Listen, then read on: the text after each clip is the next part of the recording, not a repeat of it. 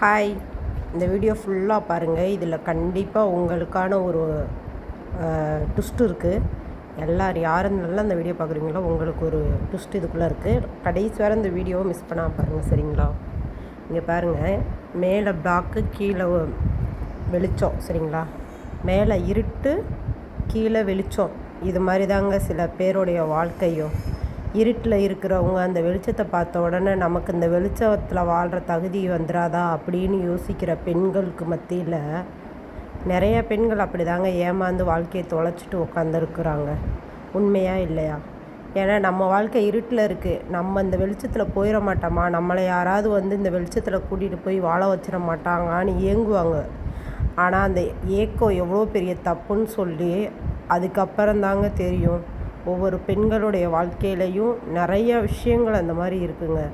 அதுக்கு என்ன அப்போ தான் தோணும், ஆஹா நம்ம தப்பு பண்ணிட்டோம், என்றைக்கு மாதிரி நம்ம வாழ்க்கை இந்த மாதிரி இருட்டிலே இருந்திருந்தா கூட சந்தோஷமாக இருந்திருக்கும் இருக்குது. ஆனால் நம்ம வெளிச்சத்துக்கு வரணும்னு ஆசைப்பட்டது எவ்வளோ பெரிய தப்பு அப்படிங்கிற விஷயம்.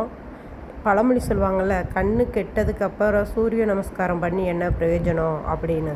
அந்த மாதிரி தாங்க சில பெண்களுடைய வாழ்க்கை இதில் இருக்கிறது. எதுக்கு இந்த இது சொல்கிறேன் அப்படின்னா, நிறைய பெண்கள் நம்ம சொல்கிறோம் பொண்ணுங்க சரியில்லை, பொண்ணுங்க சரியில்லைன்னு. அப்படி கிடையாதுங்க. நிறையா பொண்ணுங்க வாழ்க்கை தாங்க பாதிப்பாகுது. வெளியில் சிரிக்கிற பொண்ணுங்க யாருமே சந்தோஷமாக இருக்கிறதில்ல. வெளியில் அழுகிற பொண்ணுங்க எல்லாருமே கஷ்டப்படுறதில்ல. எல்லாருடைய வாழ்க்கையிலும் எல்லா கஷ்டம் நஷ்டம் எல்லாமே இருக்குது. இதுலேயும் அதாவது அம்மா வீட்டில் செல்லமாக சில பொண்ணுங்க வளர்ந்துருக்குங்க. போகிற இடத்துல கஷ்டப்படுங்க. அது கூட ஓரளவுக்கு ஒரு காலம் கஷ்டப்பட்ட ஒரு காலம் சந்தோஷமாக இருக்கிறோன்னு கூட மனசளவில் ஏற்றுக்குவாங்க. ஆனால் பிறந்ததுலேருந்தே கஷ்டத்தை மட்டுமே அனுபவிக்கிற பிள்ளைங்க எவ்வளோ பிள்ளைங்க இருக்கிறாங்க தெரியுமா? அம்மாவுக்கு என்ன தலையெழுத்து போட்டிருக்கோ அதே தலையெழுத்து பிள்ளைங்களுக்கும் வர்றப்ப அந்த பிள்ளைங்களுடைய வலி எவ்வளோ மனசு வலிக்கும் தெரியுங்களா? அதாவது எப்படி தெரியும்னு கேட்டால், அவங்க அம்மா கண்டிப்பாக சொல்லியிருப்பாங்க, நான் இப்படிலாம் இருந்தேன்டா, இப்படிலாம் வளர்ந்தேன்டா. அது எல்லார் வீட்லேயும் ஷேர் பண்ணிக்கிற ஒரு விஷயந்தான் குழந்தைங்கள்ட்ட.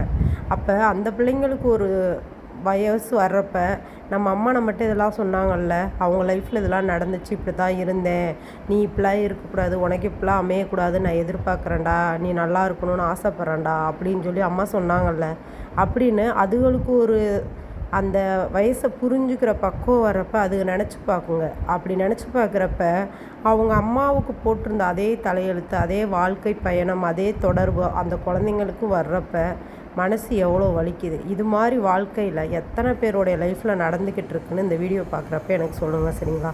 ஆமாங்க, நீங்கள் சொன்னது உண்மை தான், என்னுடைய லைஃப்லேயும் இந்த மாதிரி நடந்துக்கிட்டு இருக்குது அப்படின்னு சொல்லி. ஏன்னா நான் நிறைய விஷயத்த பார்த்த வர தெரிஞ்சுக்கிட்ட ஒரு விஷயம். ஆமாவா இல்லையான்னு சொல்லுங்கள்.